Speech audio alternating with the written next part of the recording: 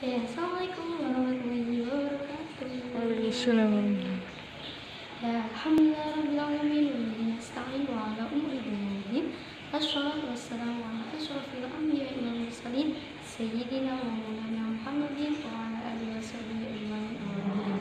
Badan Kehormatan Abiani selaku Direktur Pesantren Seperti Nurul Huda dan yang terhormat Umida selaku pengasuh pesantren Seperti Nurul Huda, untuk pengurus peserta jadinya saya hormati Bapak Ibu Dewan Guru dan tidak lupa teman-temanku yang saya sayangi.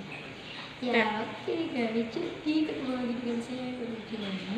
Pada kesempatan kali ini saya akan mempresentasikan dari buku Aqidah Akhlak lagi. Ya, ini tentang adab terhadap tetangga. Nah, di dalam buku ensiklopedia adab itu bisa diartikan dengan kesopanan tingkah laku. Nah, maksudnya kesopanan dan tingkah laku yang pantas ya, atau tingkah laku yang baik. Nah, tapi kalau adab yang di dalam ajaran agama Islam itu disebut juga dengan adab Islami yang didasari oleh ajaran-ajaran Islam. Nah, kalau kali ini tuh kan adab itu ada banyak ya, kayak adab terhadap guru, adab terhadap teman. Ya, kalau ini tuh adab terhadap tetangga.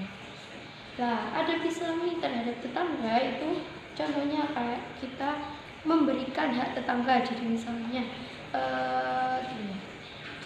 ya misalnya tetangganya itu kan tetangga itu mempunyai hak ya ke rumah kita sama. Maksudnya bisa untuk bertamu lah, itu kita harus memberikan haknya. Setelah itu kita nggak boleh mengganggu tetangga. Contohnya kita menyalakan ya lagu. Ya, kita menyalakan lagu dengan volume yang sangat besar. Nah, itu kan bisa jadi mengganggu tetangga itu, kayak tetangga yang sedang tidur kayak gitu. Nah, itu nggak boleh guys. Itu tidak menunjukkan adab Islami terhadap tetangga. Setelah itu kita harusnya itu gemar bersedekah terhadap tetangga. Jadi kalau kalian itu masak apa lah itu bisa diberikan kepada tetangga, bersedekah. Kayak contoh kemarin gitu ya, yang kita dapat halcik terus dibagi. Iya, dibagi-bagi. Setelah itu kita juga harus peduli dengan keadaan tetangga. Misalnya kak, tetangga kita tuh sakit nggak sih, lah kita tuh harus peduli. Asik. Pokoknya kita harus peduli. Habis itu kita dilarang untuk menganiaya tetangga. Gak boleh ya guys, menganiaya semua orang sebenarnya, terkhusus kalau ada terhadap tetangga ya, terkhusus tetangga. Di situ kita tuh juga harus menutupi aib tetangga.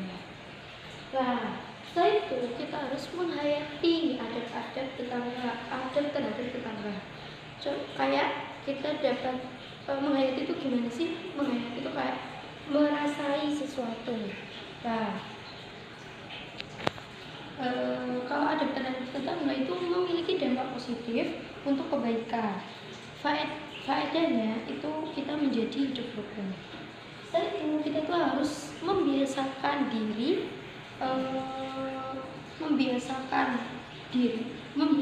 dalam kehidupan sehari-hari, harus mempunyai adab terhadap tetangga. Jadi nggak boleh menyakiti hati tetangga. Asik. Ya kita jadi semuanya itu kita harus menerapkan adab terhadap tetangga pada kehidupan sehari-hari. Mungkin cukup sekian dulu dari saya, kurang lebihnya mohon maaf. Wabillahi taufiq wal hidayah. Assalamualaikum warahmatullahi wabarakatuh. Waalaikumsalam.